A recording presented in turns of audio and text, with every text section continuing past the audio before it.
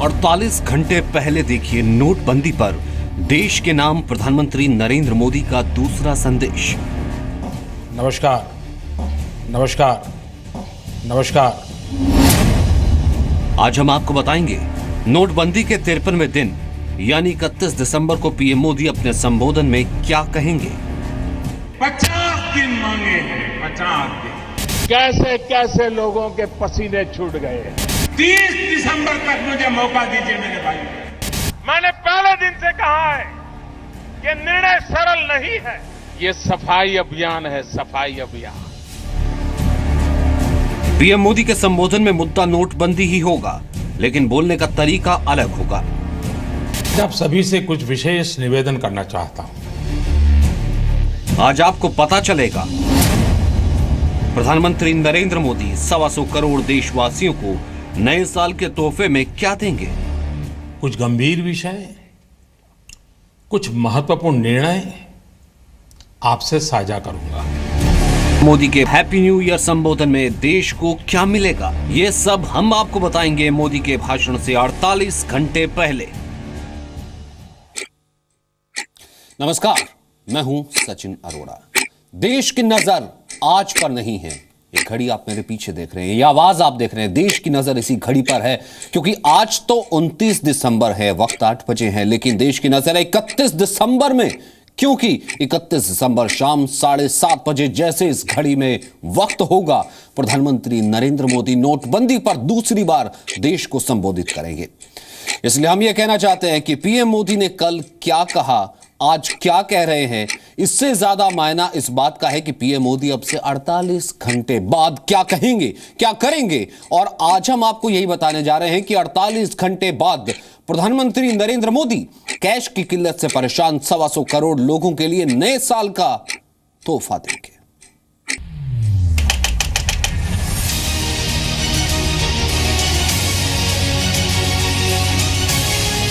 ठीक इसी वक्त प्रधानमंत्री नरेंद्र मोदी देश के नाम नोटबंदी पर दूसरा संदेश दे रहे होंगे। Global economy. राष्ट्र के नाम पीएम मोदी के संबोधन की शुरुआत नमस्ते से होगी। नमस्कार, सभी से कुछ विशेष निवेदन करना चाहता हूं। कुछ गंभीर विषय, कुछ महत्वपूर्ण निर्णय आपसे साझा करूंगा। नोटबंदी पर प्रधानमंत्री नरेंद्र मोदी का दूसरा संबोधन करीब 30 से 50 मिनट तक का हो सकता है। नोटबंदी पर देश को संबोधित करने की शुरुआत नमस्ते से करने के बाद पीएम मोदी 125 करोड़ देशवासियों को शुक्रिया अदा करेंगे। और देशवासियों ने मुझे मदद की है, इसलिए मैं लड़ाई लड़ पा रहा हूं भाई। अगर देश की गरीब जनता का मुझे साथ न होता तो ये लोग पता नहीं मेरा क्या क्या कर देते। हालांकि देशवासियों का शुक्रिया अदा करते वक्त पीएम मोदी का अंदाज ऐसा बिल्कुल नहीं होगा जैसा कि नोट बैन के बाद अब तक चुनावी रैलियों में देखने को मिला है। पीएम मोदी बिल्कुल सधे अंदाज में अपनी बात कहेंगे। पीएम देश भर में बैंक एटीएम की कतारों में घंटों तक खड़े रहे लोगों से लेकर करेंसी क्रांति में सिस्टम की मदद करने वाले लोगों का भी जिक्र कर सकते हैं। लोगों का आभार जताने के बाद पीएम नरेंद्र मोदी ये बताएंगे कि नोटबंदी का फैसला देश के लिए क्यों जरूरी था और नोटबंदी से काले धन और काले धन वालों पर शामत कैसे आई। हम तो हैरान है साहब, हमारी तो लड़ाई ऐसी है, हम नोट घर में जमा करने वालों के खिलाफ लड़ाई लड़ रहे हैं। नोटे कपबोर्ड में भर भर करके बैठे थे, बिस्तर के नीचे रखते थे, उस पर सोते थे। बताओ। पीएम मोदी अपने संबोधन में करीब 5 मिनट तक सिर्फ काले धन से होने वाले नुकसान और काले धन के खिलाफ हो रही कार्रवाई के बारे में बता सकते हैं कि देश में भ्रष्टाचार और काला धन, इन बीमारियों ने अपनी जड़ें जमा ली है और देश से गरीबी हटाने में ये भ्रष्टाचार, ये काला धन, ये गोरख धंधे सबसे बड़ी बाधा है। पीएम के संबोधन में अब बात काले धन से आगे बढ़कर राहत वाली होगी। जिसका इंतजार देश का हर आम खास बीते 51 दिन से कर रहा है।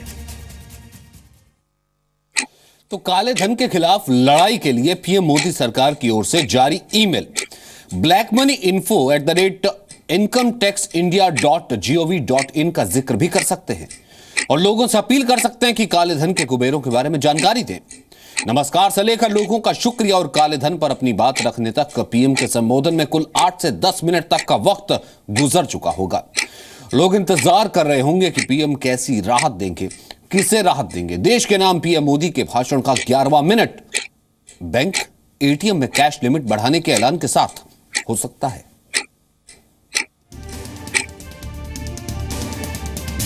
नोट बैन के बाद अब तक सबसे ज्यादा परेशानी अगर कहीं दिखी तो वो बैंक और एटीएम थे। ऐसे में प्रधानमंत्री मोदी राष्ट्र के नाम संबोधन में देश को बैंक एटीएम के बाहर कतारों से आजादी का ऐलान कर सकते हैं। बैंक और एटीएम से कैश निकालने की मौजूदा तय सीमा को बढ़ाने का ऐलान प्रधानमंत्री अपने संबोधन के दौरान कर सकते हैं। ये एक ऐसा राहत भरा कदम होगा जिसका इंतजार देश के लोगों को सबसे ज्यादा है। अभी आरबीआई का नियम है कि आप एक हफ्ते में बैंक से ज्यादा 24,000 रुपए और एटीएम में एक दिन में 2,500 रुपए निकाल सकते हैं। हकीकत यह है कि अब भी ज्यादातर बैंकों में एक बार में 24,000 रुपए नहीं मिल रहे हैं, जबकि ज्यादातर एटीएम हफ्ते में 10 घंटे भी कैश से लैस नहीं रहते। बैंक और एटीएम में नकद निकासी सीमा बढ़ाने का ऐलान जब पीएम करेंगे तो उस दौरान वो ईमानदार बैंक कर्मियों की तारीफ भी करेंगे और बेईमान बैंक वालों पर कार्रवाई का भरोसा भी 125 करोड़ देशवासियों को देंगे। बेईमानों की आदत जाती नहीं, उनके ब्लड में ही बेईमानी घुस गई है। तो उन्होंने क्या सोचा, अच्छा मोदी ने 1000 और 500 की नोटें बंद कर दी, अब मोदी को हम दिखाते हैं। पिछले रास्ते से नोट बदलने में लग गए। उनको लगता था मोदी को दिखता नहीं है, लेकिन भाइयों बहनों उन बेईमानों को पता नहीं था कि हमें पूरी जानकारी है कि बेईमान क्या करेंगे और आज रोज पकड़े जा रहे हैं, नहीं पकड़े जा रहे हैं। बैंक मैनेजर से लेकर बड़े बड़े व्यापारी और वकील काले धन को सफेद करने में पकड़े जा रहे हैं, इसमें कोई शक नहीं है। इस मुद्दे को हालांकि विपक्ष सरकार की नाकामी बता रहा है, जबकि सरकार कह रही है कि काले धन के कुबेरों की गिरफ्तारी बड़ी कामयाबी है। बहरहाल पीएम के संबोधन में आगे क्या होगा, देश के किसानों और गरीबों को मोदी सरकार तोहफे में क्या देगी, देखिए अगली रिपोर्ट में। पीएम नरेंद्र मोदी ने कहा था कि नोटबंदी से देश को होने वाले फायदे को वो गरीबों और किसानों के कल्याण में लगाएंगे। ऐसे में उम्मीद की जा रही कि 8 नवंबर की तरह जब 31 दिसंबर को यानी करीब 48 घंटे बाद पीएम मोदी देश को संबोधित करेंगे तो खासकर गरीबों और किसानों को न्यू ईयर गिफ्ट भी देंगे। किसानों के लिए न्यू ईयर गिफ्ट कैसा होगा, इस रिपोर्ट में देखिए। ये पैसा गरीब का है कि नहीं है? ये गरीब का पैसा लूटा गया कि नहीं लूटा गया? ये पैसा देश के खजाने में वापस आना चाहिए कि नहीं आना चाहिए? और इसलिए भाइयों बहनों 1000 और 500 का नोट बंद करके अच्छों के कपबोर्ड खोल दिया। प्रधानमंत्री नरेंद्र मोदी के मुताबिक उनकी सरकार के एजेंडे में सबसे टॉप पर गरीब और किसान हैं। 8 नवंबर को नोटबंदी लागू करते वक्त भी पीएम ने कहा था कि उनकी सरकार गरीबों के लिए है। यह सरकार गरीबों को समर्पित है और समर्पित रहेगी। नोटबंदी लागू करते वक्त प्रधानमंत्री नरेंद्र मोदी ने कहा था कि उनके एजेंडे में सबसे ऊपर देश के गरीब और किसान हैं। नोटबंदी के बाद कई चुनावी रैलियों में भी पीएम मोदी ने यही बात दोहराई। अब राष्ट्र के नाम संबोधन में भी प्रधानमंत्री नरेंद्र मोदी गरीब और किसानों को कई बड़े सौगातें दे सकते हैं। 31 दिसंबर को पीएम मोदी के संबोधन से गरीबों और किसानों को नए तोहफे मिलेंगे। हो सकता है कि किसानों का कर्ज माफ कर दिया जाए या किसानों की कर्ज राशि में एक तय रकम तक की छूट दे दी जाए। ये सरकार गांव गरीब किसान को समर्पित है। इस देश की जनता ने, खासकर आम आदमी ने, middle class, lower middle class, गरीब जनता ने प्रधानमंत्री का साथ दिया है उनके वेलफेयर के लिए। चाहे आप उनके लिए इनकम टैक्स स्लैब चेंज करें, आप उनके लिए एजुकेशन फ्री करें, आप उनके लिए हॉस्पिटल फ्री करें, आप उनके लिए दवाइयाँ सस्ती करें, आप क्या कर रहे हैं ताकि उनका वेलफेयर देश में करीब 29.5 करोड़ लोग गरीबी रेखा के नीचे हैं। 9.5 करोड़ लोग ऐसे हैं जिनका अपना खेत है। 14 करोड़ ऐसे हैं जो खेतों में मजदूरी करते हैं। हर दिन 2035 किसान खेती छोड़ने के लिए मजबूर है। करीब 52% किसानों का परिवार कर्ज में डूबा है। इन आंकड़ों के आधार पर ही मोदी सरकार गरीब किसानों के कल्याण के लिए निर्णायक कदम उठाने का संकेत दे रही है। गरीबी के खिलाफ हमारी लड़ाई का मुख्य शस्त्र गरीबों का देश की अर्थव्यवस्था एवं संपन्नता में सक्रिय भागीदारी यानी गरीबों का सशक्तिकरण, गरीबों का एम्पावरमेंट। पीएम के संबोधन में गरीबों को सस्ते घर बनाने के लिए मुफ्त राशि के साथ ब्याज रहित लोन देने की घोषणा भी की जा सकती है। हम बार बार आपसे कह रहे हैं कि पीएम मोदी आज क्या कह रहे हैं, अब तक उन्होंने क्या कहा, और इससे ज्यादा जरूरी यह जानना है कि पीएम मोदी 31 दिसंबर को क्या कहने वाले हैं। पीएम मोदी नोटबंदी पर देश के नाम अपने दूसरे संबोधन में गरीब महिलाओं को मुफ्त में एलपीजी कनेक्शन का तोहफा दे सकते हैं। मोदी सरकार की प्रधानमंत्री उज्ज्वला योजना के तहत पिछले 8 महीने में 1.5 करोड़ लोगों को गैस कनेक्शन दिया गया है और अब इरादा इससे कहीं ज्यादा का है। 8 नवंबर को पीएम मोदी का राष्ट्र के नाम संबोधन लोगों की चिंता बढ़ाने वाला जरूर था, लेकिन इस बार का संबोधन लोगों की चिंता दूर करने वाला होगा। नोटबंदी से हो रही परेशानी के बाद भी देश का जनसमर्थन प्रधानमंत्री नरेंद्र मोदी के साथ है। ऐसे में पीएम मोदी देशवासियों को एक और रिटर्न गिफ्ट दे सकते हैं। गरीब महिलाओं के किचन में गैस कनेक्शन के साथ 2 साल तक मुफ्त में गैस देने का ऐलान भी किया जा सकता है। भाइयों बहनों, जिस देश में गैस के सिलेंडर 9 हो या 12 हो, इसकी चर्चा चलती हो, और जैसे ही हमारी सरकार आती है, हम फैसला करते हैं कि इस देश के गरीबी की रेखा के नीचे जीने वाले 5 करोड़ परिवारों को 3 साल के भीतर भीतर गैस के सिलेंडर का कनेक्शन दे देंगे। आप कल्पना कर सकते हैं सरकार कैसे निर्णय कर सकती है। प्रधानमंत्री नरेंद्र मोदी गरीब महिलाओं को एलपीजी कनेक्शन देने के साथ ही अगले 2 साल तक मुफ्त में गैस देने का ऐलान अपने संबोधन के दौरान कर सकते हैं। इसके साथ ही छात्रों को न्यू ईयर गिफ्ट स्कॉलरशिप के रूप में दे सकते हैं। उम्मीद की जा रही है कि नोटबंदी के रिटर्न गिफ्ट के रूप में 1 करोड़ छात्रों को सरकार की तरफ से स्कॉलरशिप की पेशकश की जा सकती है। नोटबंदी पर अपने दूसरे संबोधन में पीएम मोदी कम से कम 2 से 3 मिनट कैशलेस क्रांति पर बोलेंगे। पीएम ऐसे लोगों का अभिवादन भी करेंगे जो कैश को छोड़कर कैशलेस मुहिम से जुड़े हैं। राष्ट्र के नाम संदेश में पीएम मोदी देशवासियों से कैशलेस मुहिम से जुड़ने का आह्वान कर सकते हैं। काले धन के खिलाफ लड़ाई में कैशलेस क्रांति क्यों बहुत जरूरी है, इसे पीएम मोदी देश के नाम संदेश में जरूर समझाएंगे। नोटबंदी लागू होने के बाद प्रधानमंत्री नरेंद्र मोदी कई मौकों पर कह चुके हैं कि देशवासी कैशलेस साधनों का ज्यादा से ज्यादा इस्तेमाल करें। अपने संबोधन में पीएम मोदी लोगों से कैशलेस मुहिम से जुड़ने की अपील कर सकते हैं। नोटबंदी के बाद कई चुनावी रैलियों में पीएम मोदी ने आम लोगों से हर छोटी बड़ी जरूरतों के लिए ई वॉलेट से लेन देन की गुजारिश की है। आपके मोबाइल फोन को आप अपना बटवा बना सकते हो। मोदी सरकार कैशलेस लेन देन को बढ़ावा देने के लिए कई इनामी योजनाएं भी चला रही है। पीएम मोदी तो पहले ही कह चुके हैं कि नोटबंदी काले धन के खिलाफ लड़ाई की आखिरी मंजिल नहीं है। इस लड़ाई को जीतने के लिए कई और अहम कदम उठाने होंगे। पीएम मोदी ने पहले ही यह संकेत दिए कि काले धन के खिलाफ जल्द ही नोटबंदी जैसा एक और बड़ा फैसला लिया जा सकता है।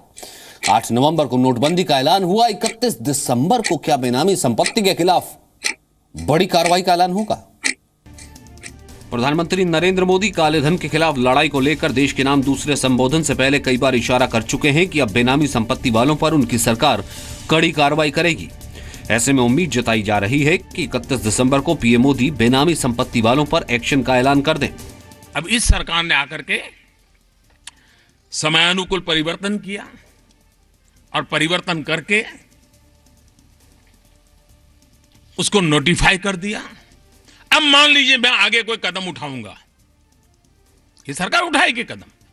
आखिर हमने बेनामी संपत्ति का कानून पारित क्यों किया है? 8 नवंबर की रात 8 बजे से पहले देश में ये किसी को नहीं पता था कि 500 और 1000 के पुराने नोट बैन हो जाएंगे, क्योंकि पीएम मोदी ने बैन से पहले इस बात के संकेत नहीं दिए थे। लेकिन इस बार ये सबको पता है कि पीएम मोदी आगे क्या कार्रवाई करेंगे। संभव है कि अपने संबोधन में प्रधानमंत्री मोदी बेनामी संपत्ति को लेकर किसी बड़े अभियान का ऐलान करें। मोदी सरकार 2015 में ही गैर कानूनी पैसे से बनाई गई संपत्ति पर कार्रवाई के लिए बेनामी ट्रांजैक्शन बिल लेकर आई थी। संसद ने अगस्त 2016 में इसे पारित किया और 1 नवंबर 2016 से नया बेनामी सौदा कानून लागू हो गया। जो भी बेनामी संपत्ति होगी, दूसरे के नाम की संपत्ति होगी, हम कानूनन अब उस पर हमला बोलने वाले। तो जो बेनामी प्रॉपर्टी एक्ट 1988 का रीअपील किया गया है अभी 1 नवंबर से, उसका हवाला देते हुए मुझे लगता है कुछ प्रॉपर्टी के ऊपर बड़ी अनाउंसमेंट वो करेंगे, क्योंकि बार बार उन्होंने ये संकेत किया है। तो उनके संकेत से ऐसा लग रहा है कि अवश्य कुछ ना कुछ बेनामी प्रॉपर्टीज के ऊपर बोलेंगे। नए साल में उम्मीद जताई जा रही है कि सरकार बेनामी संपत्ति वालों के खिलाफ कार्रवाई शुरू कर देगी। कि दिल्ली के किसी बाबू का ये गोवा में फ्लैट बना हुआ है ना? मैं गोवा के बिल्डरों से मेरी शिकायत नहीं है, उनका तो काम है मकान बेचना। लेकिन गोवा में जिसकी 7 पीढ़ी में कोई गोवा रहता नहीं है, वो पैदा हुआ कहीं और, काम कर रहा है दिल्ली में, बड़ा बाबू है, फ्लैट खरीदा गोवा में, किसके नाम? खुद के नाम खरीदते हैं क्या? एक अनुमान के मुताबिक देश में 30 लाख करोड़ की काली संपत्ति बनाई गई है। इसमें से 50% रियल एस्टेट में लगाया गया। काली कमाई से बेनामी संपत्ति बनाने वालों में सबसे ज्यादा नेता, अफसर और कारोबारी शामिल हैं। पिछले 2 साल में जितने छापे पड़े हैं, उनमें से 45% बेनामी संपत्ति ब्यूरोक्रेट्स के पास मिली है। नोटबंदी पर मोदी का राष्ट्र संदेश कैसा होगा? राष्ट्र संदेश में पीएम मोदी क्या कहेंगे, क्या कह सकते हैं, यह हमने आपको बताया। अब देश की उम्मीद क्या है और अनुमान क्या है, हमने दिल्ली से, मुंबई से, अहमदाबाद से, पटना और जयपुर तक लोगों से बात की। ये जानने की कोशिश की कि उनकी राय क्या है, वो पीएम मोदी से क्या चाहते हैं, क्या सुनना चाहते हैं, पीएम के संबोधन को लेकर उनका क्या अनुमान है। जो प्रतिक्रिया आई वो अब आपको दिखाते हैं। आम आदमी का जो पहले लोन के लिए जो भी ये कर परेशान होता रहा, अभी हमारा जैसे बहुत रिबेट मिलने के लिए उम्मीद कर रहा है। हमें टैक्स में छूट मिल सकती है, किसानों का होम लोन भी माफ़ हो सकता है, होम लोन में रेट ऑफ इंटरेस्ट जो है वो भी डाउन हो सकता है। राष्ट्र को ये उम्मीद है कि जिन लोगों के पास इलीगल एसेट्स संग्रहित है उनके खिलाफ कड़ी से कड़ी कार्रवाई करें, अन्यथा प्रधानमंत्री द्वारा गए ये निर्णय ये कोई परिणाम समाज में पैदा नहीं करेगा। जो मेरे को लग रहा है कि जैसे जो टैक्स में रिबेट का चल रहा है 4 लाख के लिमिट, तो अब 4 लाख के लिमिट वो लेकर आएंगे। जहाँ तक है करप्शन वगैरह का उन्होंने जो मुद्दा उठा रखा है वो बहुत सही उठा रखा है, उसी पे अडिग रहे हो। हमें बताया कि कितना पैसा कलेक्ट हुआ है, टैक्स थोड़ा कम और थोड़ा प्राइस अगर कम करे। इनकम टैक्स सबसे बड़ी चीज फॉर द कॉमन मैन, सबसे लो सोसाइटी का नहीं ये बात कर रहा है और ऊपर के नहीं बात कर रहा है, कॉमन मैन के लिए इनकम टैक्स है और क्या है। तो इनकम टैक्स बोले कि उम्मीद है कि is going to bring it down. Political parties को जो फंडिंग होती है विच रिमेन्स अनअकाउंटेड, उसके ऊपर भी मेरे ख्याल से उनको ध्यान देना चाहिए। जो ऑलरेडी 1000, 2000 और 500 के जो नए नोट आए हैं, जो ऑलरेडी स्टॉक में है लोगों के पास, जो कॉमन पब्लिक तक पहुंच नहीं पा रहा है, तो उस रिलेटेड उनको कुछ एक्शन लेना चाहिए। I think he will talk about the properties, बेनामी प्रॉपर्टी वगैरह जो है वो डिस्क्लोज करने के लिए whatever decision he is taken, I think he will talk about that. मुझे लगता है कि वो इनकम टैक्स पे तो बोलेंगे ही, और जो नोट मिले हैं वो मतलब ज़्यादा अमाउंट में, उस पर भी वो कुछ तो एक्शन लेंगे। कुछ आना चाहिए ऐसा लग रहा है, और मेरे हिसाब से ये लगना चाहिए एक तो जो इनकम टैक्स का जो है उसमें कुछ दिन की मोहलत देनी चाहिए। पुअर लोग है उसको कुछ बेनिफिट मिले, ऐसा कुछ होना चाहिए। जो भी करेंगे शायद जनता के हित में ही करेंगे, तो हम साथ है उनके, और क्या। मेरे हिसाब से जैसे अभी काला नाला जो इतना ब्लैक मनी पकड़ रहे हैं वो लोग, उसके ऊपर क्या एक्शन लेना चाहिए, और जिसके पास भी जितना अभी पड़ा है उसको क्या करना चाहिए, और अभी जो प्रॉपर्टी के दाम इतने बढ़े हुए हैं उसके ऊपर कुछ एक्शन लेना चाहिए। जो 8 नवंबर तक कितना पैसा प्रचलन में था और 31 दिसंबर तक अब कितना पैसा प्रचलन में है, उसकी जानकारी दे सकते हैं, और कैसे ये काला धन गरीबों के लिए या आमजन के लिए एक अच्छी स्कीम के रूप में ज़मीन पे उतर सकता है, उसका एक ऐतिहासिक ऐलान भी पीएम साहब कर सकते हैं। डिजिटल लेन देन को बढ़ाने के लिए इसकी सुविधाओं का और अधिक विस्तार करे, इसकी योजनाओं के लिए, इसकी अवेयरनेस के लिए पब्लिक के अंदर जाके कुछ और सिस्टम डेवलप कर पाए। पिछले 50 दिन जो नोटबंदी निकले हैं उनमें जो कालाधन सामने आया है या जो कैश फ्लो जो बैंकों में बढ़ा है उसका पूरा ब्यौरा देंगे। बेनामी प्रॉपर्टी वगैरह के बारे में उसमें बोलना चाहिए, उस पर भी कुछ बड़ा स्टेप लेना चाहिए। जैसे नोटबंदी का लिए हैं उस तरह का एक बड़ा स्टेप और लेना चाहिए। अभी बेनामी संपत्ति जो लोग अर्जित कर चुका है उसके ऊपर उगावेंगे, और बैंक में जो कर्मचारी हैं गलत सही करके चोरी करने वाले लोगों को छुपा रहे हैं, उसके बारे में कुछ बोलेंगे। हमने आपको बताया भी और लोगों से भी ये राय ली कि आखिरकार लोग क्या कह रहे हैं, लोग अनुमानित तरीके से क्या सोच रहे हैं कि इस संबोधन में क्या कुछ हो सकता है।